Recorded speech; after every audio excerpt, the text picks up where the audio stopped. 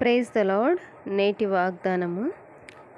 నీతిమంతుల వేరు చిగుర్చును. సామెతల గ్రంథము 12వ అధ్యాయము 12వ వచనము.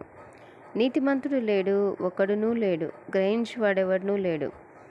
ఏ భేదమునూ లేదు, అందరినూ పాపం చేసి దేవుడని గ్రహించి మహిమను పొందలేకపోవచ్చున్నారని పరిశుద్ధ గ్రంథం సెలవిచ్చున్నది. నమ్మువారు ఆయన కృపచేతనే క్రీస్తునందలి విమోచనం ద్వారా ఉచితముగా నీతిమంతులని తీర్చబడుచున్నారు. నీతిమంతులారా, యెహోవా యందు సంతోషించుడి. ఆయన పరిశుద్ధ నామమును బట్టి ఆయన కృతజ్ఞతాస్తుతులు చెల్లించుడి. దేవుని ఎదుట నీతిగాను యథార్థంగాను నడుచుకునే వారి సంతానాన్ని దేవుడు ఆశీర్వదిస్తాడు. నీతిమంతులు భూమిని స్వతంత్రించుకొందురు. నీతిమంతుల కొరకు వెలుగును, యథార్థ హృదయుల కొరకు ఆనందమును విత్తబడినవి. నీతిమంతులు ఖర్జూర వృక్షం వలె మొవ్వు వేదురు, లెబానోను మీది దేవదారు వృక్షం వలె వారు ఎదుగుదురు. ఆమెన్.